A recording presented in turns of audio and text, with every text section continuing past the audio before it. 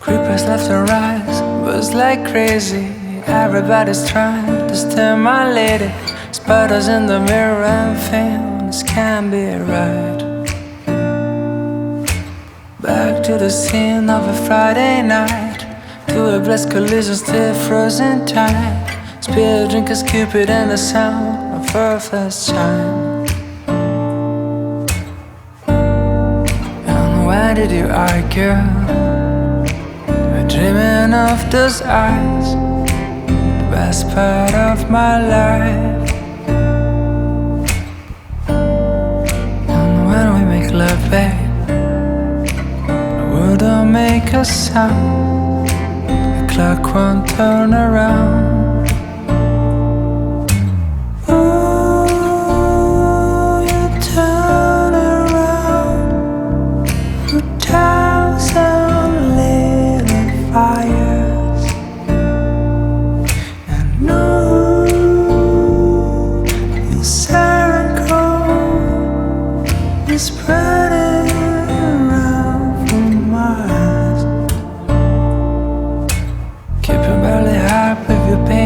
Slowing things down when I wanted to race.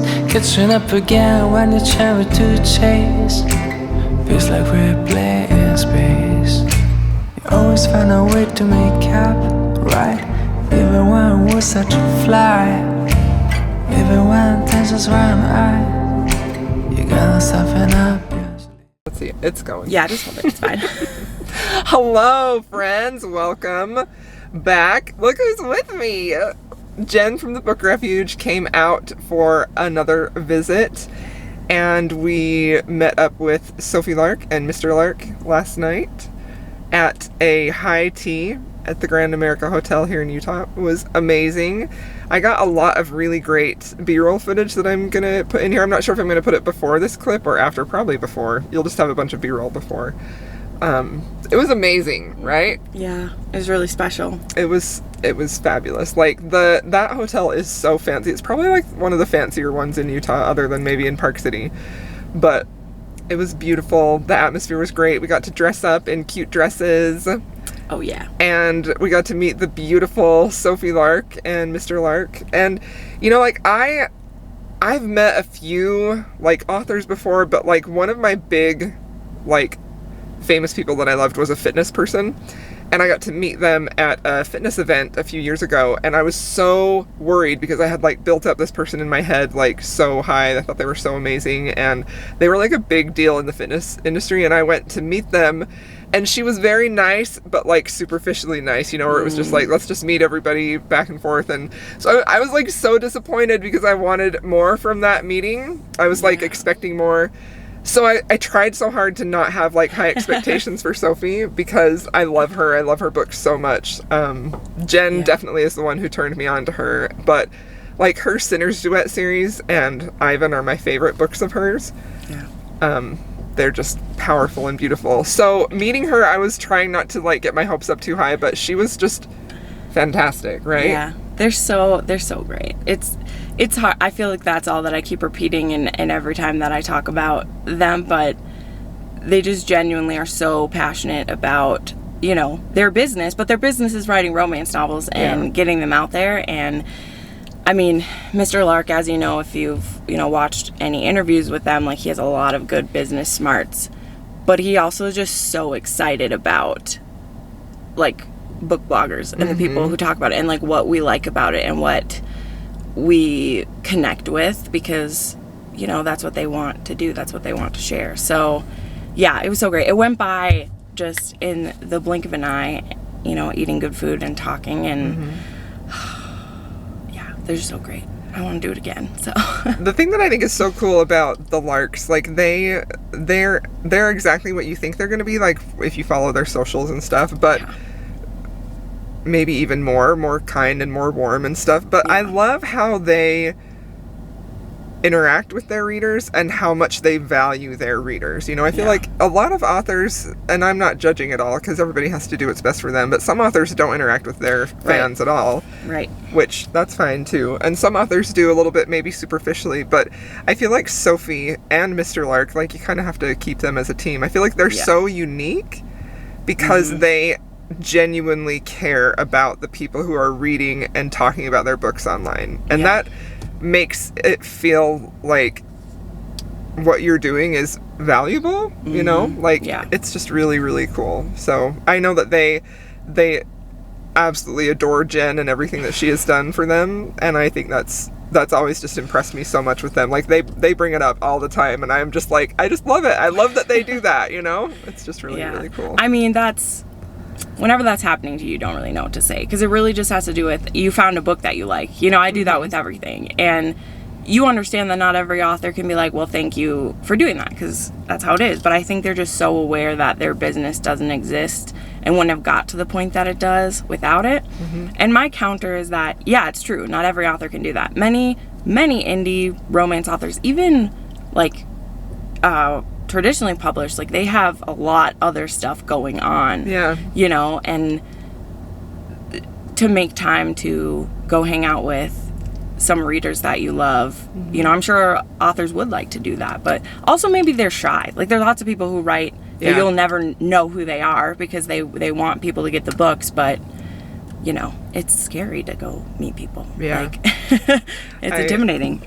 I thought it was so cute and so sweet of Jen last night. She was like, I hope I didn't talk too much. Did you want to talk? And I'm like, I am very much content to just sit and listen, and if I have something to say, I will say it. But, like, I'm very shy in person. Like, it takes me a while to warm up to people. So, especially when it's like this amazingly beautiful woman who you like literally she, like, you see her pictures and you're like, this woman is beautiful, but, like, in person she's like a 20 out of 10. Like, she's absolutely gorgeous. No joke. We're just like, Ryan, we're just gonna kidnap her. I know. So, I was bye. like, wow, what a babe. I know. They're just so generous with themselves. You know? And they are. I hope they're able to continue doing that. I mean, I know you got to protect yourself and your family and your state of mind, and for sure. I think the deeper she gets into stories she tells, there's a lot more and more and more of herself that's getting put into things that she does. So I hope that she's able to keep that. But I mean, I knew she would be nice. Like, let's be clear. I do message her a lot. She's been on my channel 3-4 times. Like, they make time for people, but it's still, you know, it's still intimidating, and they really are. I know we wish we could hate them because they're so pretty and great, but they really are that great. So you just gotta suck it up and like them. They're seriously, like, I don't know. It's not that I wasn't expecting her to not be nice, but it was just so amazing to see, like, everything I hoped she would be was, and her husband too, Mr. Lark too. Like, he definitely was super supportive. Like, you could tell, like, he's so great. This is just a basically just a gush fest about the Larks. It was just fantastic. It was like one of those once in a lifetime things that I can't believe happened, honestly. Know. Like, it's so crazy. Like, it made it, like, yesterday, it's one of those where, like, while you're living it, you're like, I want to remember what's happening. That's part of the reason why I didn't film too much is obviously that's kind of counterintuitive, because when I film it, I now have it and I could, you know, share it. But there's also a thing of, like, I feel like sometimes when I'm filming a thing, I don't actually live it. I then only remember what I filmed. For sure. Which is why I don't vlog constantly. You know, it's usually once in a while, but that's just the type of thing when you're in it where you're like, I just want to be in front of this person. And when this person is, like, looking you in the eyes to talk to you, like, that's intimidating and wonderful. But it's literally, I was sitting beside her, and there's a lot of times where I'm talking about her stuff and I'm, like, looking at the food instead of, like, looking at her, because I'm like, I can't look at your face while I'm talking to you about this stuff. So, but yeah, they were just great. Yeah, it was just amazing. It was so great. So anyway, we have today to spend together, and Jen goes back to the airport, or home, not just to the airport. She goes home tomorrow. So we're gonna go get a soda, of course, absolutely. And go try and find some books at some thrift stores, and we'll keep you updated and see what we find. So thanks for watching, and we'll see y'all later. Yay.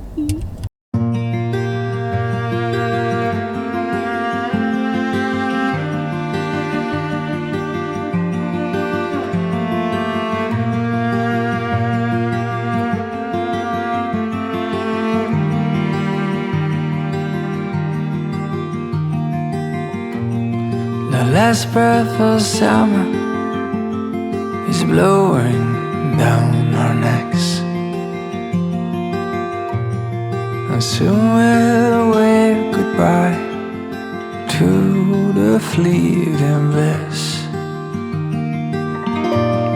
Because you are like a tidal wave,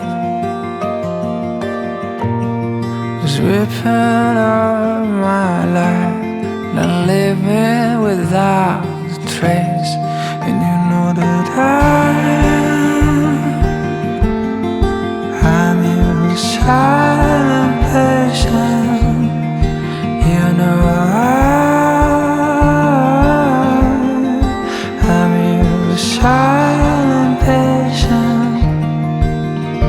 I've been waiting this long out for your hands to hold me up. I'll be holding on through the winter for your kiss to wake me up. Now with the colors of spring, my heart will blossom up again. Hello, my friends. Welcome back. This is a different vlog. I didn't read a whole lot, so I don't have a lot of reading updates, but I had lots and lots of B-roll footage from the weekend with Sophie and Jen, so I hope you enjoyed that. This is just me going to be closing out the vlog talking about Sophie's books that I had her sign, showing you a little bit of the books that I got when Jen and I went to a couple of thrift stores and a used bookstore, and then talking about what I just read and what I'm currently reading. So here's a little bit of life bookish content for you. It was very sad to see Jen go. I had such a great time with her. I just adore her so much. She's the sweetest, truest friend. I just love her to pieces. I mean, Saturday we hung out, you know, like I'm still not feeling great, you know. I had surgery 3 weeks ago, and it's just been a long road to recovery. And also, this is the only time I have to record, and of course my neighbor is doing their yard right now. I apologize for that noise in the background. Hopefully it's not too distracting. We ended up watching Sense and Sensibility, which we both love, and we were like cuddled up on the couch, and she gave me hugs and I gave her hugs, and she's just the sweetest person, and I just adore her to pieces. So I am very sad that she is gone, but I'm so grateful that she got to come out and visit with me because I love her so much, and we had a good time. So, alright, let's talk about, I'll show you the books that I got. So we went to a thrift bookstore, and this is actually the thrift bookstore. It's just a used bookstore. It's just a local used bookstore.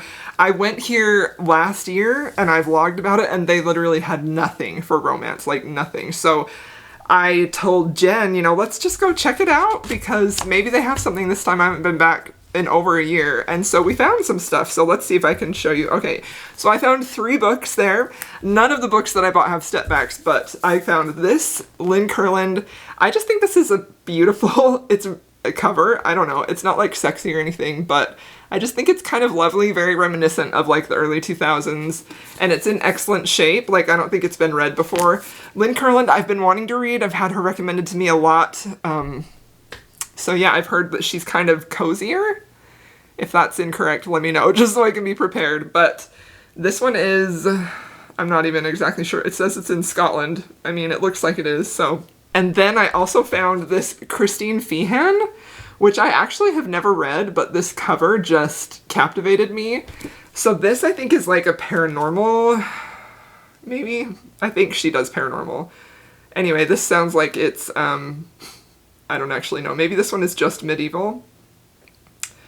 It looks like that's maybe what it is. I really don't know. But hey, I was like, that looks very 80s beautiful covers. Like, one thing about this bookstore is they didn't have a ton of romance, but they had a ton of fantasy. And, like, some of those old school fantasy covers, I just want to own them and collect them because...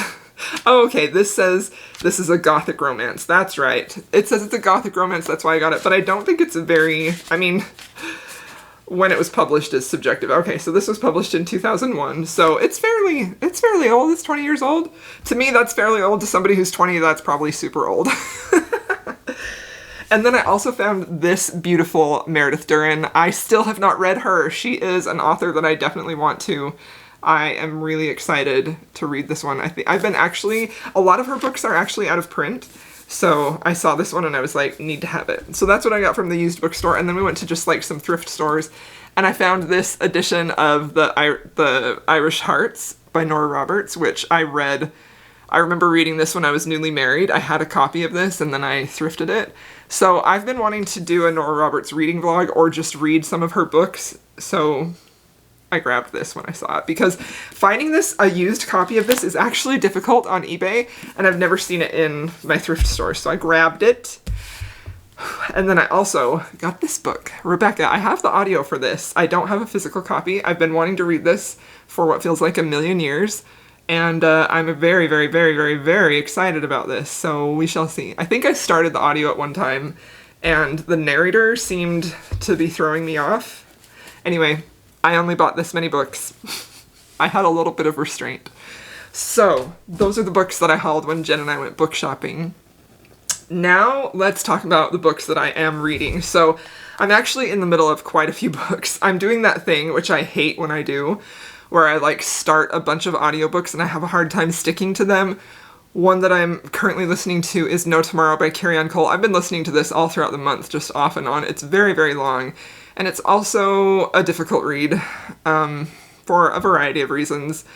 And I keep being torn between, should I DNF this? Should I keep reading? It's an extremely abusive relationship, and maybe not abusive, that's not the right word. It's toxic. It's an extremely toxic relationship, which is fine to read that for entertainment value, but I'm just not loving it. It feels like the type of toxic relationship that is steeped in reality. Like, it feels like this, other than the fact that he's a rock star. The toxic nature of their relationship seems extremely realistic, and I'm not loving that, and I'm really curious to see how they're going to get a happily ever after. Let me grab the book so I don't have to put a picture in. I need to read this book. The next Carrie Ann Cole book is book 2 in the series, and I'm not sure how much they are connected, but I don't know when that's going to be published. So I will say the writing in this is much better than Storm, which was her first book. Obviously, her writing's going to improve. And I will say that despite my issues with the relationship, I find myself compelled to keep reading because, one, I want to see how they get a happily ever after, and two, I'm really curious as to why Carrie Ann Cole chose this story to tell. Because she had a note, this is the Mystic Box edition. She had a note in this one, or that came with these, that talked about how special this was to her. So I want to tread carefully with my review of this for that reason, but I'm also going to be honest with y'all. And that's why I'm torn about should I DNF it or not, because I don't really want to give it a super low rating. But I don't know. So we'll see. I remain conflicted about if I'm going to continue this book or DNF it. Like I said, the main driving factor in me reading this is I'm just very curious to see how they end up together.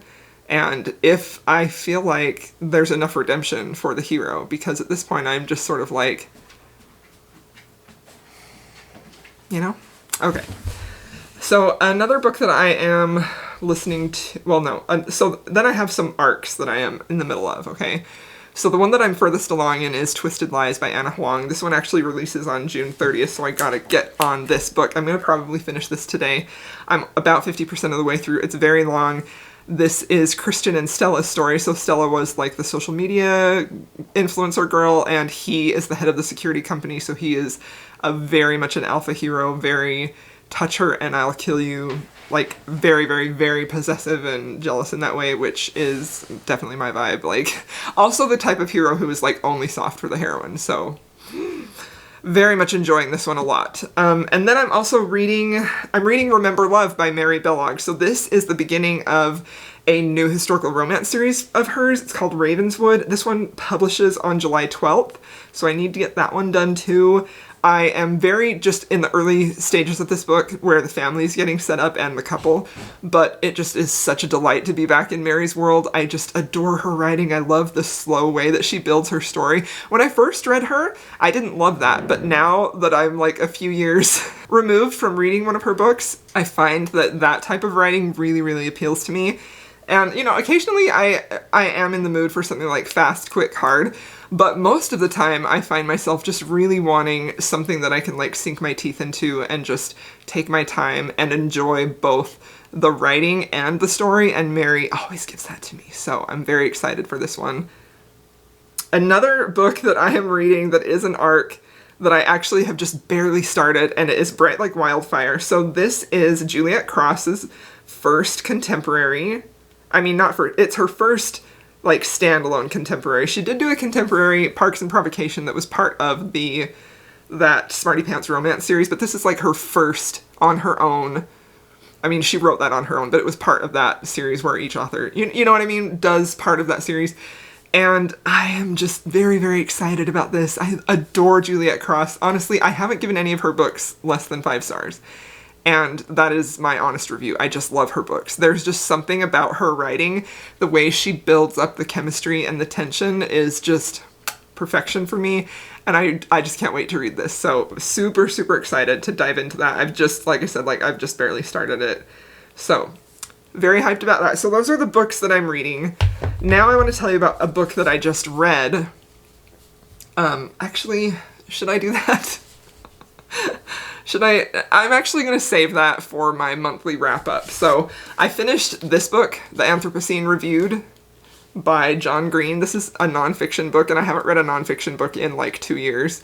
But I saw a review on this on TikTok by Paige Melt, who is one of my favorite TikTokers. I really love how they discuss books with a lot of care and nuance. Like, I just think their reviews and their commentary on books is fantastic. So their review on this immediately made me buy the audio, use the credit, buy it, and just listen to it, and I just adored it. So the Anthropocene is basically the geological age that we're living in right now, where humans are the, like, main life force, you know? I don't know if that's the right word. You know, humans are ruling the planet this time. And so all of this book is like a series of essays. I said I wasn't going to talk about this, but I'm going to talk about this. I'm sorry. So this book is just a series of essays that John is talking about, like things like a hot dog stand or sunsets, or let me give you an example here. Like scratch and sniff stickers, Diet Dr. Pepper, velociraptors, sunsets, penguins of Madagascar even, like there's many, many, many essays in here, and they're all very short, and they all are like a commentary. Now, John Green is fantastic. I read early in my 20s, I wanted to be a writer, and I was in a critique group where we would each share the current novel we were working on and offer each other critique. And one of my partners that was in the group loved John Green, and he suggested that I read Looking for Alaska because he thought it would be beneficial for me in my writing journey. And so I picked it up and read it and adored it. Found it to be heartbreaking, but deeply moving and beautifully human. And I feel like that's exactly what this is, only less heartbreaking. This feels much more hopeful, but also melancholy, because each of these essays is basically a reflection on the human experience and living in this world with people and the good and the bad parts of that. And I just found it to be, like, very, very hopeful. This book was published in May of 2021, and a lot of this has a commentary on the pandemic and how that affected his life and his perception of humans and people around him. And it just felt very relatable. And when I coming out of 2020, like maybe many people, I felt very disillusioned with humanity, like the goodness of humanity. I felt very, very negative, very bitter about humans. And I wish I had found this when it was published, because I feel like I've grown a lot. I've understood a lot more about people, and I've sort of come to terms with the heartbreaking year that was 2020 for me. But I wish I had read this in 2021. So reading it now, it didn't impact me as deeply as it would have had I picked it up then when I was searching for this exact type of comfort read. And like, this almost felt like a consoling hug and wiping away of your tears that everything's gonna be okay, you know? It's just beautiful. I love how he talks about what it is to be human in this life today and how humans are responsible for what is happening in the world, like with climate and with animals, like endangered species, and how sad that is, but also how the good things that we've done as humans. So I found this book to be incredibly moving and just absolutely beautiful. And I think that if you don't like nonfiction, I still think you would love this because it's very much narrative in that it feels like these little short stories he's telling you, and then he adds like some sort of classic John Green insight into the human experience. And it was beautiful. When I finished this, I felt both melancholy and hopeful, and I feel like that is a great way to sum up just living life as a human right now. So I loved it. I gave it 5 stars, and a different, unusual pick for me, but definitely one of my favorite reads of the year. I just adored it. So, all right, those are the books that I read or that I am reading. So when we met Sophie, I took several books for her to sign. I took Ivan, I took Stolen Air, and I also took The Sinner's Duet, because these are my favorite books by Sophie. Well, that's not fair, because I also love The Spy. I love her entire Kingmaker series. My son needs me to come get him, so I'm going to keep this short. I'm sorry. But I brought all these books, ready to have her sign them, and then at the last minute when we were walking into tea, I got nervous because I was like, I don't want to be like bringing all these books for her to sign, you know, like I don't want to impose. She was so lovely to meet with us and talk with us, so I only ended up bringing in these 2 for her to sign, and she did. She personalized them for me, and she included a quote. Ivan says, "For Crystal, the daddiest daddy, Ivan."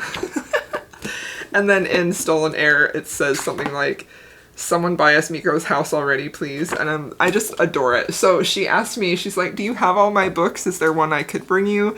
And I did not have, I own all of her books, except for some of the Underworld series, but I did not have Bloody Heart. And I said, if it's not too much trouble, could you bring me that? And I would love it if you could. And she said, absolutely, it's just right here on my counter. And so she had this one signed and ready to bring for me, and it says, "For Crystal, the absolute epitome of a strong woman." Like, I'm gonna cry just thinking about it. I just adore Sophie Lark. I think she is an amazingly talented author. I think the way that she spins her stories is breathtaking. I think that she has a wonderful grasp on balancing strong heroines and alpha heroes.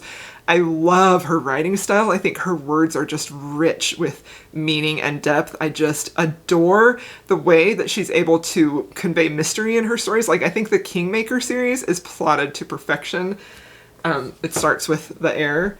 So I just adore her books. I think she's truly an amazing woman and an amazing writer. And if you haven't read her books yet, and you'd like to, I know I have a lot of viewers who are here for my historical romance content, and that's going to be my favorite genre forever, but I do think if you like historical, I do think you would also like Sophie's books, and so I would recommend that you start with either Ivan or her Brutal Birthright series, which begins with Brutal Prince, which you could start with, but if you're a historical romance reader, I think I might recommend that you start with Stolen Air, because this is very atmospheric and has a gothic romance feel to it, and I think that it would appeal to historical romance readers. This is actually the first book that I read of Sophie's, and I think that it really resonated with me for that reason, and then I got addicted to her. Jen recommended me I start this book specifically, and then I got so addicted to her writing and just so transfixed by how amazing that it was. I went on a deep dive and just read everything of hers that I could over the course of last year.